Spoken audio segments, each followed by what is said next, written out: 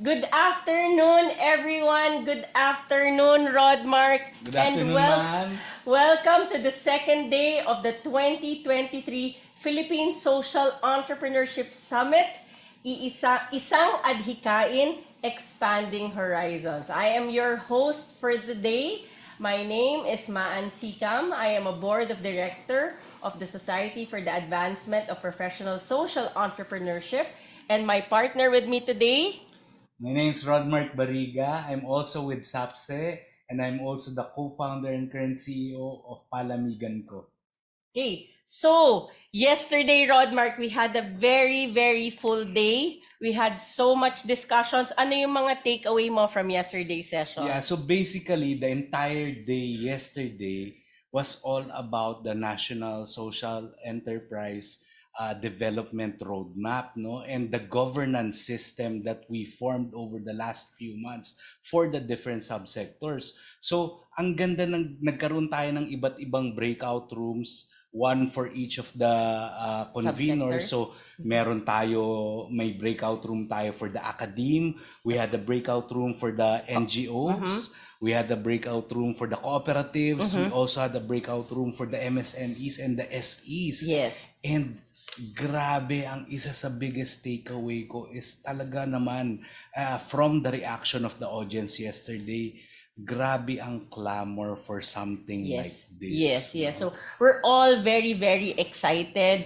We're all very excited for the next 5 years because we felt really yesterday the amount of support and collaboration that people wanted to do. So yun, kahapon. Ano namang mangyayari today, Rodmark? So mukhang marami tayong gagawin today. No? It's going to be a full day today with different activities. So on your screen, we'll try to share the schedule for today. We'll basically have several rooms today and with covering different topics. So I'll just go over it quickly, no? So I suggest to if you can do a screenshot if you want to remember the schedules for the different rooms because for today we will have 3 different rooms. Okay, so for the main room, nakikita nyo ngayon ang ating schedule. We'll have different sessions for the main room, no? So 1 to 2 p.m. it will be about social enterprise as a movement. And then 2 to 3 p.m. uplifting communities through meaningful interventions.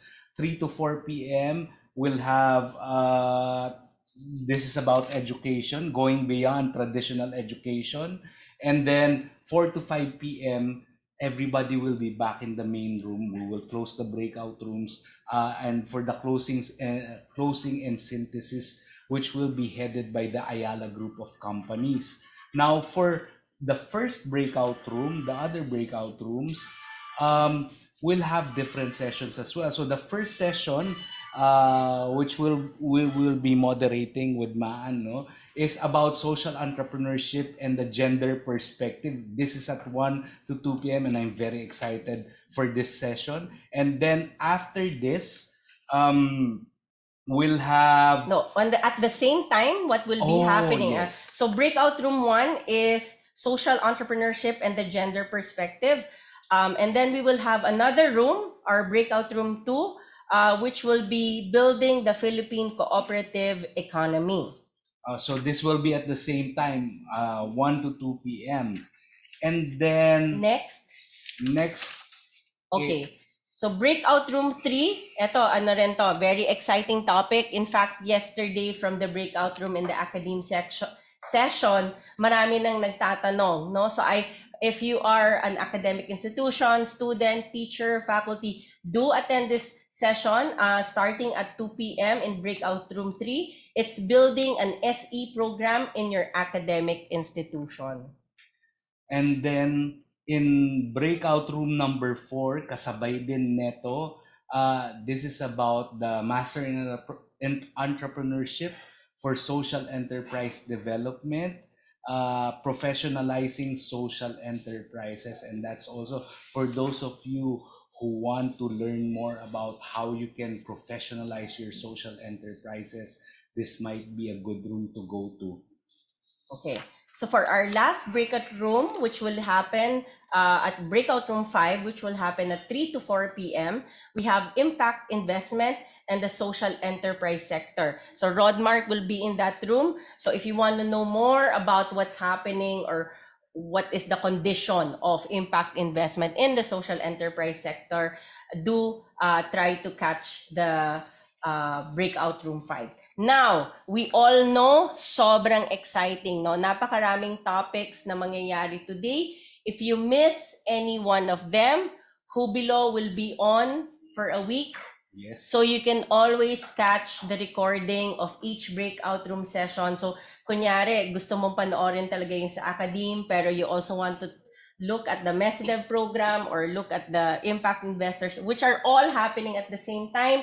So I do suggest come back tomorrow or later tonight and listen, no? Listen and watch the recordings of each of these sessions. Who below will be on for a week, so you have plenty of time to catch up with the session. So, dahil nga napakarami nating gagawin ngayong hapon. Simulan na natin tumaan. Sisimulan na namin ni Rodmark. Okay. For the next, if you want to stay here in the main room, the topic is social enterprise as movements towards sustainability. Our speaker or our moderator will be Mr. Basil Soriano, the Executive Director of Bayan Academy. He has an extensive background in overseeing and advocating for the growth of social entrepreneurship in the Philippines, as he has supported programs such as the BPI SINAG since 2017. He has also managed and organized entrepreneurship, employment, and education programs, as well as technical skills training for the grassroots, microenterprises, entrepreneurial poor, and the major corporations and institutions that make it their corporate social responsibility to support these markets. Before joining Bayan Academy, Basil held managerial positions in corporations belonging to various industries, including processed meats, pharmaceuticals, and quick service restaurants. He is experienced in management, marketing, brand management, sales management, and franchising.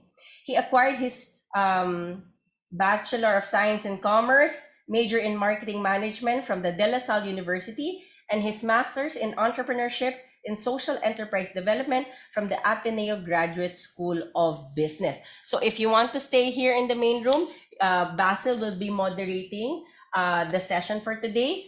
Rodmark and I will be going to breakout room 1. Tama ba? Yes. Rodmark and I will be going to breakout room 1 for the social entrepreneurship and the gender perspective. So we'll see you guys all back here at 4 o'clock in the main room. So in the next couple of hours, do try to catch most of the sessions that you're interested in. And if you miss it, don't worry about it. Who Below will always be on.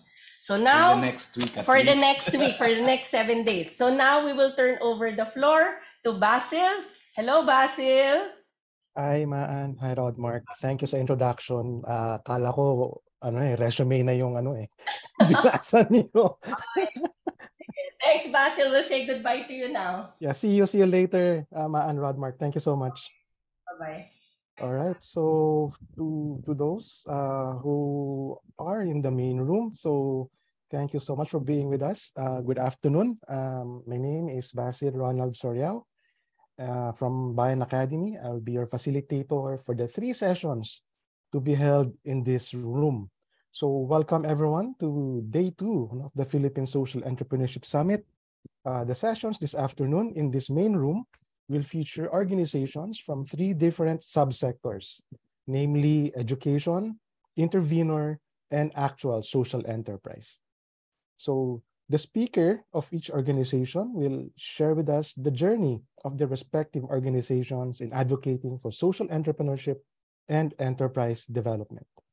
So, and by the way, all the organizations participating in these sessions are all BPI Senior Challenge winners. So I believe 2021 and 2022 cohorts ng BPI Senior Challenge winners. So the theme of the first session, which is supposedly 1 to 2 p.m., no, is a social enterprise as movements towards sustainability. Then the second session, which is at 2 p.m., is uplifting communities through meaningful interventions, BPIC interveners on linking CSR and community. Then the third session for today will have a theme. We'll have the theme going beyond traditional education, SEs in education, and tech situationer. All right. So for those who have questions for the speakers, for those in the audience who have questions for our speakers, you may send them through the chat facility of Hubilo, and we will try our best to gather them and relay your questions to the speaker. So you may chat anytime, no? So you don't have to wait for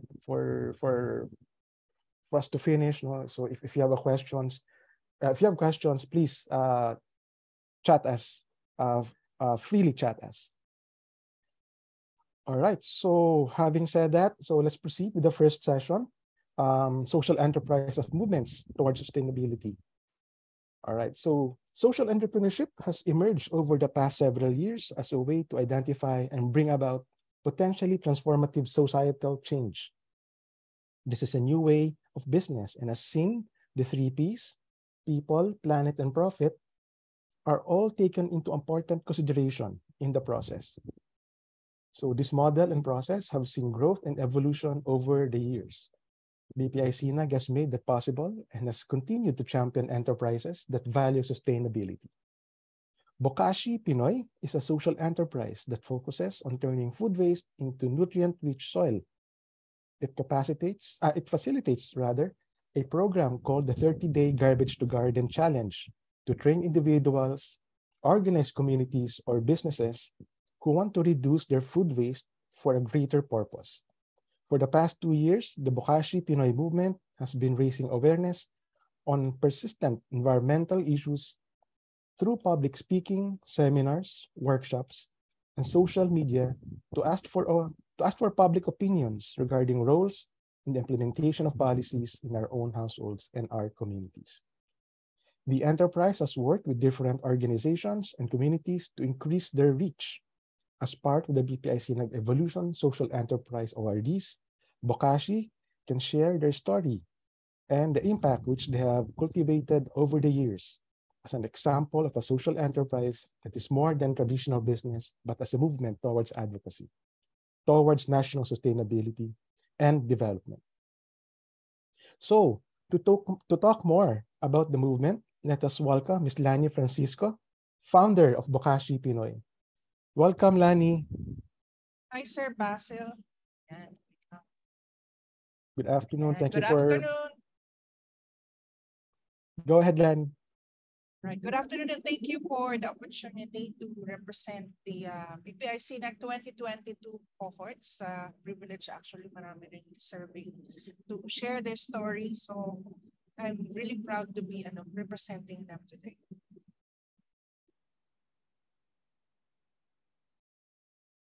All right. So should I go ahead, Sir Basil? Yes, please. Go ahead, Lanie. Go ahead. Okay. Let me just share my screen.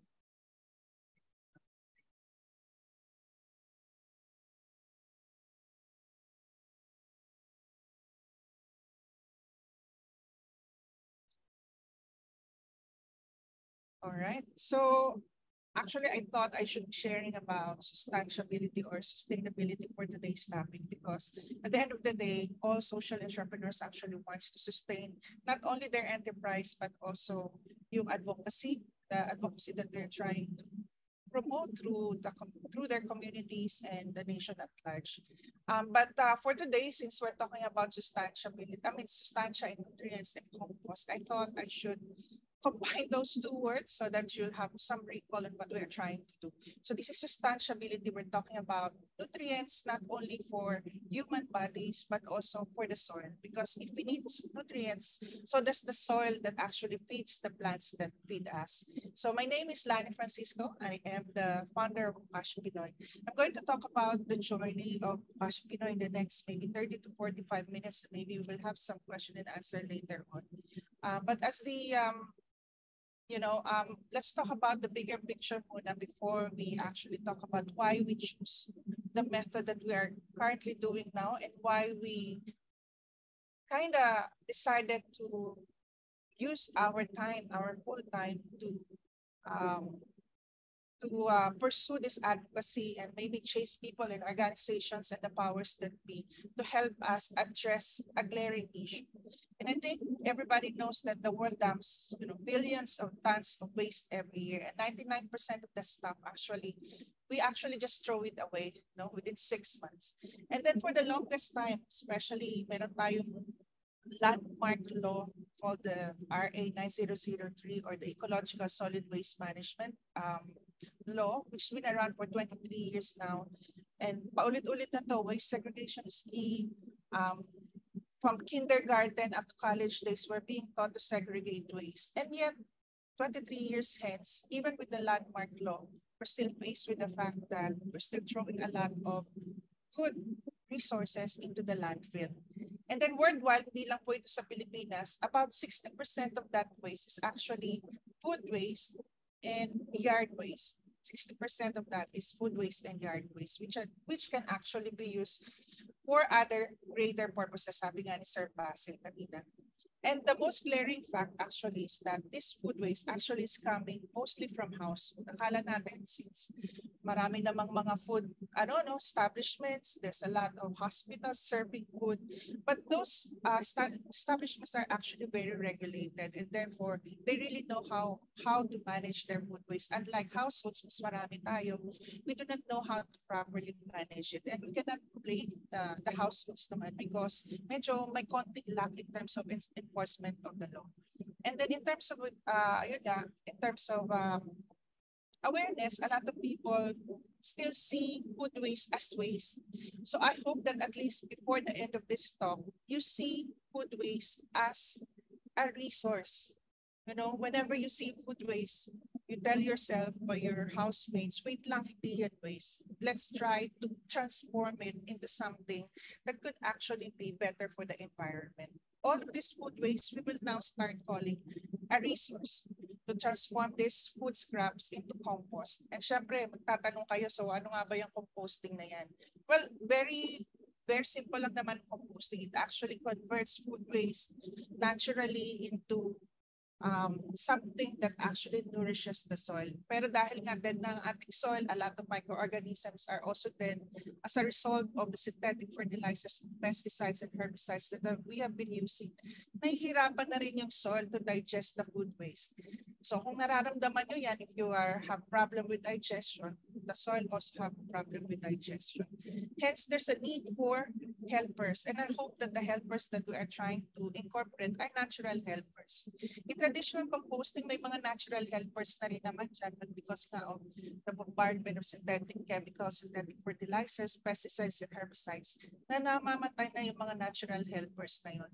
Hence, a lot of gardening enthusiasts have started to get the help of natural composting helpers like vermicompost.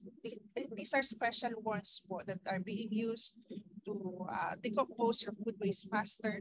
Iba naman, mas matapang sila, hindi sila masyadong nandidiri dun sa mga maggots. They even employ the help of soldiers. Diba? Parang we're going at war in terms of food waste. We have to employ the help of soldiers. They call this black soldier flies. Basically, the maggots eat the food waste.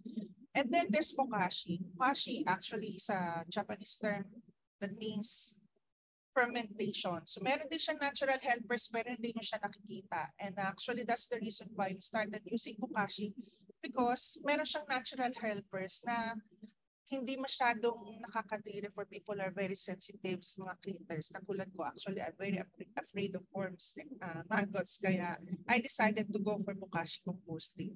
And then in terms of siguro you'll be asking yourself, bakit pa kailangan pa mag-bokashi? Pwede naman palang mag-composting without it. Yun nga, it's because there have been some compromise that's happened in our environment that makes it very hard for the environment to actually act on our waste.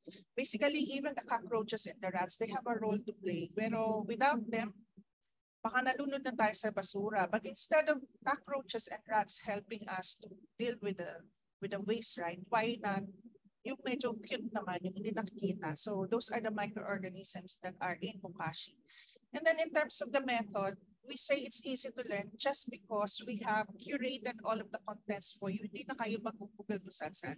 Napagkita rin ni Sir Basil that even if by trade, napakasimple lang naman ang produkto namin. We just sell you a product that will make it easier for you to compost.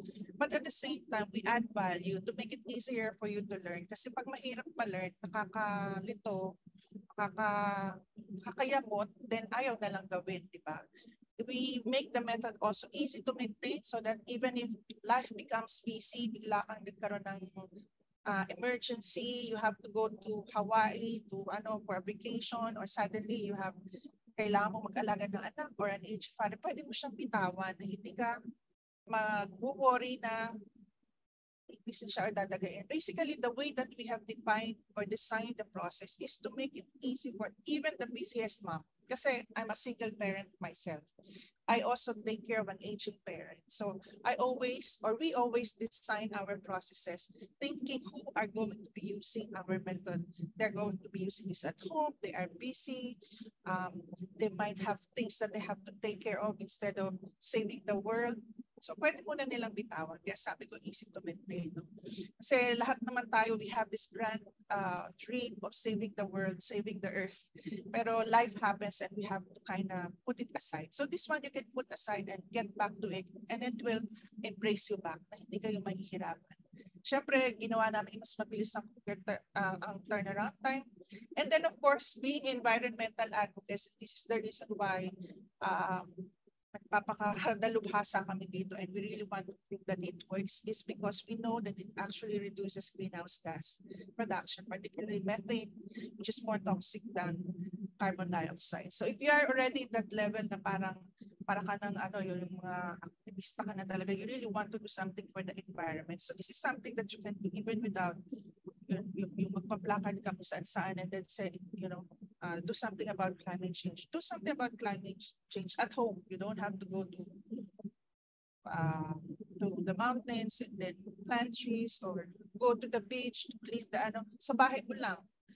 You can already do something for the environment. In terms of space, even if you live in a condo or you live in a tiny house, pwede to. And of course, it can also scale to a larger. So that's actually the reason why this is what we chose to do, because of all of these things combined. From a personal point of view, syempre sabi nga nila, minsan mas may malalim ka pang hugot dito. Maybe there's something that we could discuss later on pag may nagtanong. Basta may mas marami pang personal hugot dyan other than just the environmental advocacy. And that's actually why we also decided to turn our training material into the 30-day garbage to garden experience, because we know that when we start to change our mindset, change our behavior, the people around us kind of react in a different way. So the way that we have trained our advocates is that, sometimes when you embark on something like this, people do not easily understand. They may react negatively, some maybe positively. So that's good. You go there as a family, but sometimes hindi talaga. So you slowly ease your family into it, your household into it, until they see the benefits, until they see na kaya mo pala itong gawin kahit. Kasi actually ako po ay tamad by nature. If there's something that I have to do, it has to be profound enough to pull me out of my katamaran, you see? So it has to be profound enough to make me do the work. And this kind of thing doesn't happen overnight. Hindi siya pwedeng gawin na, just put everything in the bucket and put the Bokashi in the bucket and everything magically happens. There's science in it. There's a process that you have to follow. But I think the biggest benefit for me is yung para siyang meditative practice in action. Kasi I used to work in a very highly stressful environment that requires a lot of my mental power. But this one is manual. But at the same time, it seems like everything that you do is deliberate. Kaya para siyang meditative practice. So if there's something that I want you to get out of it, is that, yung personal effect dito sa akin, that's something that I want everyone else to experience as well. maliban pa dun sa mga grander scheme of things na you will save the earth, you will reduce greenhouse gases, it will be less cockroach and rats in your house, which probably is for your parents to appreciate. No? But if you are like me, or probably stressed and wants to do something for the environment, and yet you have so many responsibilities, then this one is for you. And then for those of you naman na, ay nako, talaga naman po ay serial plant killer like me. Kasi, di ba sabi ko, compost. So basically, if you are a plant tita or plant tito, ay tuwan-tuwa ka dito kasi may compost ka for your plants. E paano kung hindi nga, like me, plant serial killer ka rin ng plants? Pwede ka pa rin dito ma-involve. You can still do the segregation of the food waste. You just put the Bokashi impact and then let someone else do the rest of the steps for you. And that's where actually we decided to design naman yung collection services. This is not new as well. I think what's new in this particular scenario is that pumasok dito yung mga communities. Kasi ito po yung naging na-realize ko when we are doing the advocacy. At first, it seems like we are in our own bubble. Para kami, we are in our own world na lahat kami environmentally aware, we want to do something for the environment, happy kami, talking to each other. But then we realize that the bubble, outside that bubble, there's a bigger world that does not understand what we are trying to do, no? So in order to reach that bigger world outside our bubble, we thought we have to make it a lot more easier to them. Or maybe if they're not really environmentally aware, maybe they want to help the community. And then at the as we are continuing to work with the communities, we realize that there are some people who may not be able to prioritize saving the earth or saving the world, but they cannot even save themselves. They are hungry. They have no jobs. They have a parent to take or they have a baby to feed. So yung mga ganon, binibigyan natin sila ng chance to be part of the movement without having to get them to spend their money on this. So bibigyan natin sila ng chance to be part-time compost maker. Yun nga, yung iba, writers, taga-kolekta sila ng mga food waste na process na doon sa household. And then we also have these communities like White Plains na medyo nakakaaluwa naman sila sa buhay. They can afford to pay the extra money to buy the ipa and also to pay for the collection services. So they are also part of the ecosystem. So everybody plays a role, whether you medyo nakaka-afford ka naman or you really need an extra job pa just to sustain the movement, lahat meron siyang place for that particular ecosystem nga. And then, which hindi ko naman masyadong kinuwento dito para lang mais yung iba na hindi maintindihan bakit namin ito ginagawa. Actually, yung unang-una po talaga namin advocacy is really to help the landless farmers kasi noong 2016, I decided to go farming, natural, organic farming, based on my studies in YouTube University. And I realized hindi enough yung YouTube University to be able to make a farming practice profitable. Hindi talaga. Tama naman pala yung nanay ko nung sinabi niya sa akin, galing na nga ako sa farming, babalikan pa sa farming, maghihirap ka sa farming. Yun yung mindset, di ba? So I thought, well, if this is the mindset, sino na lang magpa-farm in the future? So we're trying to reset the mindset by saying the farmers do not have to be poor.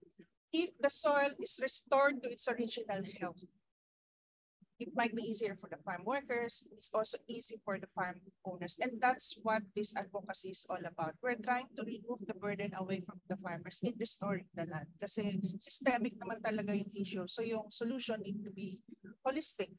So yan, kaya tayo napunta sa BPIC because I needed help. Hindi ko naman pwedeng ipasa ang lahat ng burden na ito sa consumer. Hindi ko naman pwedeng sabihin, hey consumer, buy this bucket at this amount because I'm helping this and that. Diba? Hindi naman pwedeng ganun. Hindi ko naman pwedeng ipasa sa kanilang burden. So I try to ask for help. And hindi naman po ako nabigo. Sometimes I don't even have to ask for help and help comes. The key is just to be consistent with your messaging, consistent with your intent. And then of course, sabihin mo, yung sinasabi mo, gawin mo talaga. Kasi people will read into your intentions. Pag hindi mo yung ginawa, syempre, madi-disappoint sila and then wala nang darating na tulong.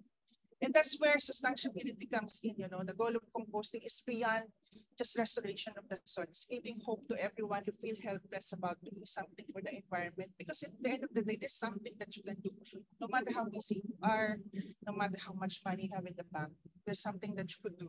And it's all about just restoring the soil's inherent capacity to regenerate itself. At some point naman, hindi mo na kailangan ng bokashi. Once you have restored the health to a certain level, the health of the soil to a certain level, somehow it's gonna be rebuilding itself on its own. Kaya nga, ang goal natin is at some point, you don't need bokashi anymore. So that's what we're talking about, sustainability. We're just trying to help the earth, the soil to restore its own capacity to regenerate itself. So again, that's actually the goal of sustainability.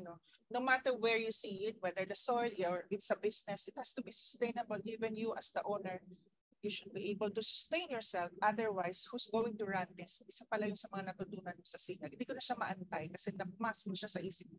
Basta it has to be able to sustain itself so that ikaw mismo as the owner, you can sustain yourself. Yung mga nananag sa'yo na sinasabi sa'yo, hindi ka kikita dyan, at least you can tell them, hey, look, I'm doing this for the Mother Earth and for the people planet, and also, hindi naman ako nagugutom. So yan, compost changes everything. It's more than just the soil health, but it's also about being able to parang facilitate farming naturally and helping your physical being, whether as an individual, ikaw mismo na nagko-composting, or people who are growing food dun sa soil na ni-restore mo because they don't have to be exposed to harmful chemicals anymore. And then you as a consumer who's eating the food that's grown in that soil, syempre, gaganda rin ang iyong physical well-being, and healthy people, physically healthy, syempre, mentally and emotionally healthy as well. Especially this time, this pandemic, still kinda, nakakalabas naman na tayo, pero I know there's this some kind of anxiety and parang some sort of insecurity that people are kinda at the back of their heads pa. And of course, I'm hoping that all this will turn into economic stability, not just for me as an entrepreneur, but for everyone else as well. Kasi our future really relies in the health of the soil.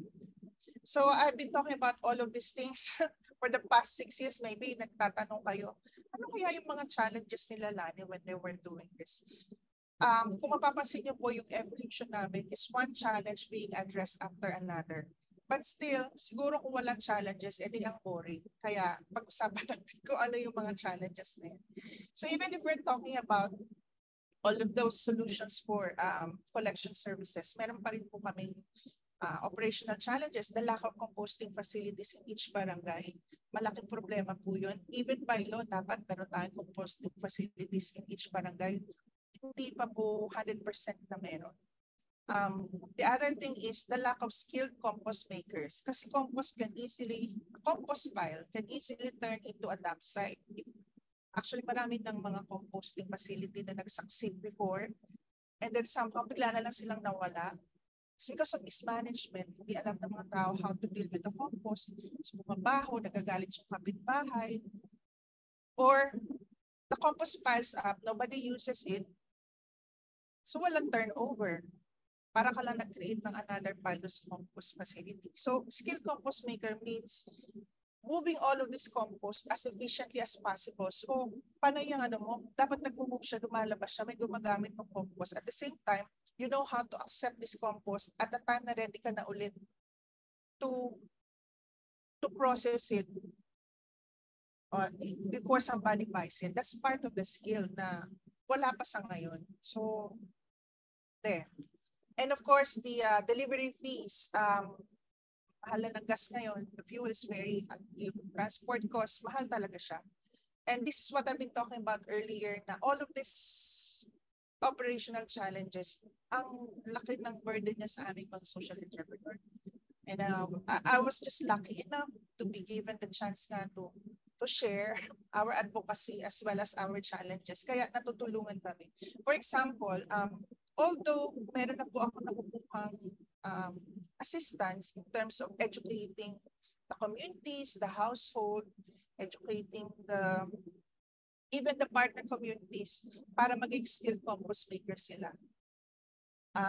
capacitating them doesn't stop doesn't make it sustainable. Kasi kinapacitate mo lang sila pero hindi mo sila binigyan ng paraan para kumita doon sa natutunan nila or gumawa ng produkto out of that knowledge, di wala din. Kumbaga, umaten sila ng training, nawalan pa sila ng oras to do their jobs, tapos hindi rin natin sila naturuan to make something out of it, to make it profitable. Di wala din. Lahat ng ating laway, nasayang lang din. And there comes BPIC na. So last year, dati kasi nahirapan akong explain sa mga sponsors or stakeholders that we need to incentivize the campus makers. Kailangan nila ng sahod. Hindi naman pwedeng lahat na lang volunteers. Mapalad po ako, marami akong volunteers. Hindi ko po yun kapag ikinakaila that it was run by volunteers for at least first, second year of the operations. Pero there's so much thing lang naman that the volunteers can do. Kaya kailangan talaga ma-incentivize yung mga compost makers. Ayun, nakinig naman po ang BPIC sa akin. So when we presented this and say, I want to use this grant money in order to have seed money so that I can pay the compost makers, ma-incentivize sila. So capacity building is beyond teaching them what to do. Marami na pong communities ngayon na nawawalan ng gana umattend ng training kasi pagkatapos namin matuto gumawa ng mushroom, wala namang bumibili ng mushroom. Sabi ganun, pagkatapos namin matuto gumawa ng banig, wala namang bumibili ng banig. So it goes beyond that. We need to make sure na merong bibili ng kanilang produkto. Kaya po kinukulit at kinakatakot ko talaga ang mga tao sa gobyerno and say, help me do this. Help me to enforce the law. Kasi kung hindi, mahirap din for us kasi maliit lang naman kaming players. And even if NGOs like PBI Foundation is willing to help, pag wala yung suporta ng gobyerno, mahirap. Ito pa po yung isang blessing. The Public Employment Services of Quezon City agreed to partner with us kasi within Quezon City naman, meron na silang 600 na urban farms. And 120 of those urban farms are accredited by the Public Employment Services Office, meaning para silang Farm Workers Association in an urban setting. So what does it mean for me? They support me in terms of mobilizing the community to attend training, to attend experiential learning programs. And that actually goes hand in hand with the strategy to reach out to 29 partner households. Ito po yung mga totoong customer. 29,000 partner households ang aming target for this year until maybe mid of next year. And we're going to do that by partnering with the community and also with the local government. So now, hindi lang po peso ang tumutulong, pati po ang Joy of Urban Farming, which is the pet project of Mayor Joy Belmonte ng Quezon City. So dati, sabi ko lang, one bucket at a time. One household at a time. Then last year lang, just during the BPIC nag-evolution, sabi ko, one community at a time. And now, I'm kind of confident enough to say, pwede na siguro one city at a time. Pwede ko na siguro i-claim yung yan tagline na yan. So, I hope that, itong partnership with Quezon City will continue. Di sana mausog. Kasi may mga ongoing negotiations din tayo with Pasig LGU. LGU and also Lipa, Batangas, also in a kind of different context, pero yan yung parang rural, tawag nila doon, rural-urban ecosystem kind of thing. So aside from Nueva Ecija, meron na rin tayong Lipa, Batangas. So ano ba yung pinaka-key takeaway ko talaga sa BPI Sinan? Naalala ko lang yung sabi ng ex-boss ko, sabi niya sa akin, if you won $1 million in a lottery, what would you do with the money that you get? Sabi ko sa kanya, I will buy the graded mountain or the graded rice farm and restore it. Then he asked me again, well, if mag-aantay ka pa, if you're going to wait to get $1 million to do just that, it means it's not your priority. Kasi what are the chances that you will win a $1 million prize from the lottery? Unang-una, hindi ka naman tumataya. So if you have something so grand in the grander scheme of things, hindi ka tumaya, paano ka mananalo? On another note naman, what are you willing to sacrifice to make that dream a reality? But on the other side naman, papakinggan ko yung sabi ng nanay ko na continue doing that advocacy, magugutom mga anak mo. Sabi niya sa akin. Magugutom mga anak mo, maghihirap ka. You sacrifice your career, maghihirap ka, pati anak mo, dinamay mo pa. So somehow it seems like I'm still my mother's daughter trying to prove to her otherwise. Kaya super thankful ako sa BPIC kasi hindi lang sila matatalino at magagaling. Talaga may puso din. Yung naiintindihan nila yung tawag dito, predicament ng isang social entrepreneur na at on one hand, you have this burning passion to do something. And then on the other hand, you have this pressure of making money for your family as well. So I hope to be able to continue to learn with the BPIC family so that I could become a better social entrepreneur. Ayan po. And with that, I think I still believe in a world without waste. I also believe that communities and cities alike can actually work together to make this a reality. Ayan po. Thank you, Sir Basil, for this opportunity. Maraming salamat, Lanie. Wow, grabe, ano? Napakaganda po ng share po ninyo. Substantiability, tama ba? Substantiability. Correct. Ngayon ko lang narinig yun, ano? Very, very creative na, no way of saying or manifesting your advocacy, and believe in a world without waste. Very, very good. So before po tayo mag Q&A, let me read lang, some comments, from our audience na from Jubilo. So the Bokashi method is indeed a very pragmatic solution that can equally be applied in urban areas.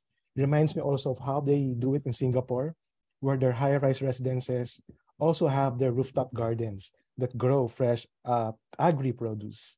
Another one from Jubilo Chat. This is very interesting. Been dreaming to do this and planting for myself and my small community. Thank you and God bless po.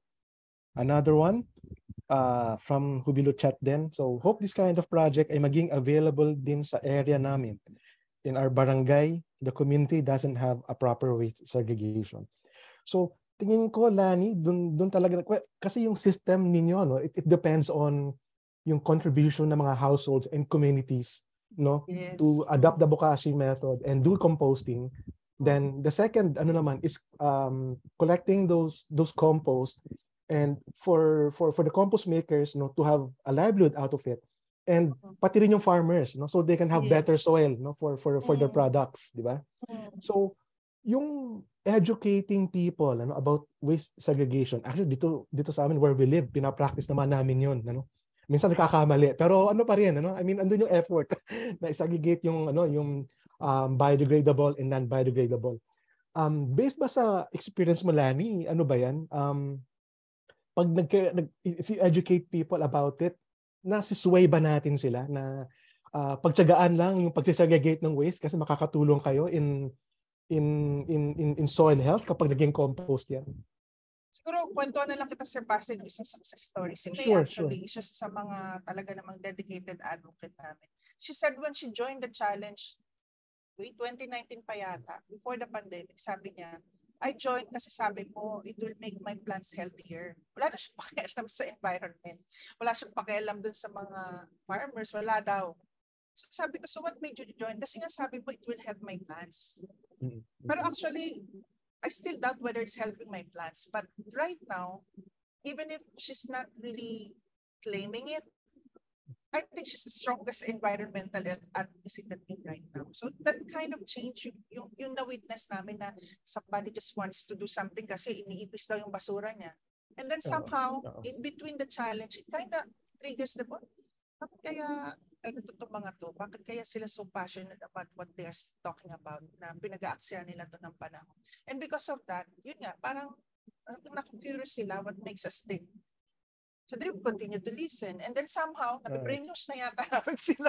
So they would join. But syempre meron pa rin mga fallouts. To me, it's a seed. Ang tawag, sabi nga, may seed ka nang na-plant dyan. Kung hindi man ikaw ang tumapos, someone else will finish that for you. Hindi naman 100% lagi ang conversion. Siguro, on a good day, 75%. On a bad day, sa 30%. Yeah. Actually, yung Bokashi na describe ko kanina, very simple, very convenient, parang plug and play na lang siya no?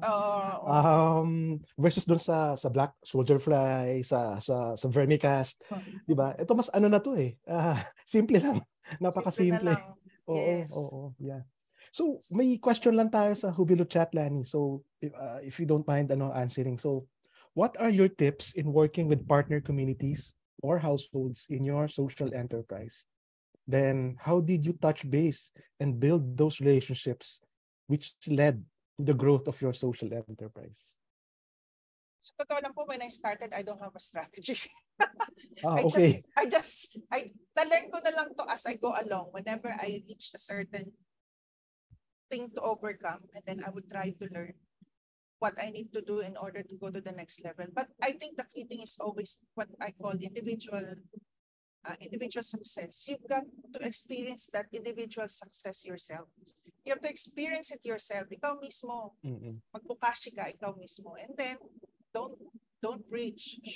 Just show it by example. Kasi sa family ko, hindi sila maniwala ginagawa ko to. Kasi nga tamad po ako. But when they saw that tinatsaga ko talaga siyang gawin, ayun, tumutulong na rin sila. And then, alam mo yun, yung parang sobrang ka natuwa doon sa ginawa mo that you cannot help sharing it out.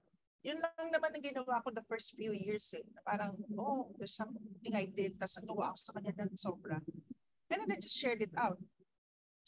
Tapos yun na nga, sabi nila, you need to reach the community. Sabi ko, paano ba yung reach the community na yan? So at first, it started with the advocates talaga, yung mga strong advocates. Sila yung mag-reach out sa kanilang mga homeowners association president or sa barangay captain. Tapos ito na, may mga dumating na supporters, gusto nila city na. Sa totoo lang po, I'm very reluctant in doing all of these things.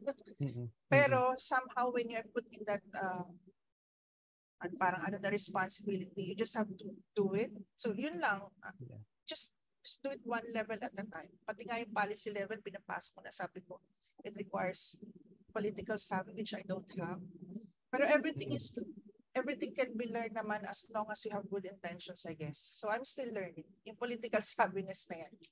Kasi yung sinasabi niyo pong partnership with communities and yun na nga, it requires some political savvy din, even if we don't like it. We really need to learn how to do that. Siya Lanie, you need to do parang two types of social engineering, one is sa taas, which is yung mga NGAs, LGUs, no, and the second level would be at the bottom, which is yung naman natin, community, mga compost makers, farmers, households, so parang it's all about social engineering. And tingin ko yung key din siguro, Lanie, is finding yung community or household na like-minded.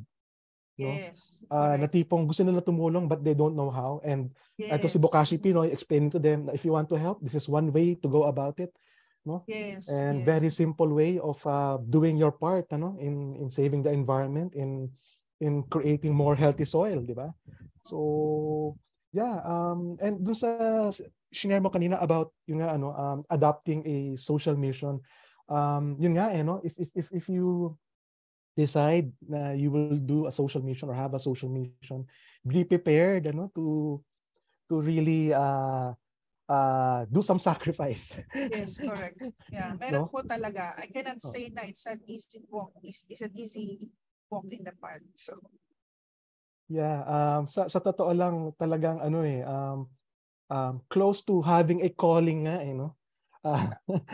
yung pag-adapt ng social agenda or social mission, so if more people have that kind of calling, then more people will participate, then maybe more societies or more communities will be parang mas conscious and aware of how they can contribute to alleviating issues and concerns ng mga communities. So ayun, baka may iba pa tayong tanong. So para kay Miss Lanie. I hope nasagot ko po yan. Pero ngayon po medyo may strategy na ako. Medyo natututo na tayo. Sige, yes. Ano yun? Yung strategy na po, yun nga, parang nasabi na rin ni Sir Basil, 3 level siya eh. Individual, you've got to have individual success. Number 2, community. Kasi it requires a lot of mobilization. You need to find key people who are influential in the community and willing to work with you. Kasi yung willingness to work with you, pag wala yun, even if they are environmental advocates, if hindi jive, ang hirap talaga niya. And then policy level talaga. Yung policy level yung inaaral ko ngayon how to do. Kaya tuwan-tuwa ako dito sa PPIC because of your national social enterprise development agenda, because it will really help people like us. Kasi even if we want to push the policy making at environmental advocacy level, ang hirap niya kasi biro mo nga 23 years na namatay na nga si Gina Lopez na ang yaman-yaman. Hindi pa rin niya na-push yung environmental agenda, di ba, to a certain pero baka dun sa social enterprise baka maiangat. So Yeah, I agree, Lanie. We have good laws naman about the environment. We have good laws. It's a matter of, alam mo yun, di ba? Parang implementing properly. yes, enforcement. Enforcement. No? We have good laws. Meron pang isang tanong, Lanie, from Hubilo. So, for business owners that are considering pivoting towards social entrepreneurship, can you discuss more your experience with providing for yourself and your family while keeping your mission and enterprise financially sustainable? Ito, magandang tanong to. Ang bigat na tanong niyan. Pero Medyo. naman, medyo mabigat siya. If I have to go back in time, I think I should have studied muna. Well, especially the financial. Siguro nag-take muna ako ng MESIDEV before ako nag-jump. Before ako nag-full-time dito. Pero sometimes kasi, if the passion is really burning, it's so hard to wait. Alam mo yun, sometimes you just have to jump and do it. Kasi pag hindi, ikaw naman yung masusunog. Pero yun nga, if I have to advise someone else, study muna kayo, mag-MESIDEV muna kayo bago yun ito gawin. Mag-MESIDEV muna kayo, pero do not be, wag din kayo, ano yung tawag doon, yung analysis paralysis. Kasi ako part na rin nung training ko, Agile Project Management. You don't have to see the 5-year plan, especially nowadays. Ang hirap gumawa ng 5-year plan. If you can see yourself in 3 months, skip do it. Sabi nila nun, massive effort. You parang just decide on one thing that you want to do for the next 6 months. And then give massive effort. Mm-hmm. Tapos, somehow it worked for me. I don't know with you, but parang massive effort for the first 6 months. Tapos kahit tinatanong ako ng mga tita ko, what are you going to do? Hindi ka pa rin nag-work, ganyan. Bala kayo, I've done this before, sometimes hindi ko alam kung saan magagaling ang pera, but it just comes. Kasi di ba meron yung parang 3 circles daw. There's something na you know that you can contribute, there's something that you really want to do, and something that can really provide for you. Doon ako sa part na something that I could contribute. And then yung part na something I'm good at. Alam ko naman hindi lahat good at ako eh. Mahanap na lang ako ibang taong good at. Ipa-partner na lang ako. Tapos somehow, yung providing for my needs, it just follows. Amazingly, minsan nga give up na ako sa, oh my God, where would the sales come? Ano ba to? Wala na naman tayong sales ng 2 linggo. When would it, tapos pag bigla na lang, darating na lang siya, tapos nakaraos na naman kami ng isang bayaran ng mga tao. So yun, wala pa ako sa point wherein I could see myself and say, you know what, in the next 2 years, I have operational, but I'm seeing some hope na darating na ako doon sa point na yun na pwede kong sabihin na I'll be good in the next 2 to 3 years. Kaya sana makapasok ko sa MESIDEV. Actually, Lanie, yung endeavor mong yan, na sinabi na yung parang fish out of water ka, when you started, parang ganun. Actually, yun yung gustong tulungan ng BPIC nag-challenge program. Kasi we already know, lahat ng mga social entrepreneurs, social enterprises, andun na yung passion. Yeah. Minsan nga, ala Mother Teresa na ang level ng passion ng mga social entrepreneurs, di ba? So what we do sa BPIC bootcamps and challenge and mentoring and teaching is to teach social entrepreneurs how to become good business managers. Yes. Kasi tandaan natin, social entrepreneurship o social enterprise pa rin siya with the social mission. So kung walang enterprise, wala din mangyayari sa social mission mo. So correct. Kaya we understand na very passionate ng mga social entrepreneurs. So para tulungan sila, we do something about it when it comes to training them to become good business managers para at least balance. Yes. Kaya super na-enjoy ko, sir, yung BPIC na kasi parang it's validating all my thoughts. Sabi ko na sa'yo na kita mo, may ganun talaga. Meron talagang ganun na talagang very passionate. We just need people like you, organizations like what you have right now to support those kind of people. Kaya nga, sobrang din ako natutuwa doon sa mga kasama ko na sa cohort namin. Sabi ko, these are my people. Sabi ko, these are my people. Ito yung kapareho ko, ganyan. Kasi parang, di ba, pag ganito ka social enterprise, nag-iisa ka lang ng ganun mag-isip. Nakaka-lonely din siya. And nakikita ko ganun din sila sa akin. So I'm hoping na magtuloy yung ginagawa ng Bayan Academy in parang yung sinusuportahan kami dito sa ginagawa namin kasi mahirap talaga siya. Mahirap but may sense of fulfillment naman. Yun yung purpose talaga for establishing yung BPI Sinag community. So salamat sa BPI Foundation. Talagang yun yung purpose para maging self-help group ba, no, ang mga social entrepreneurs, no,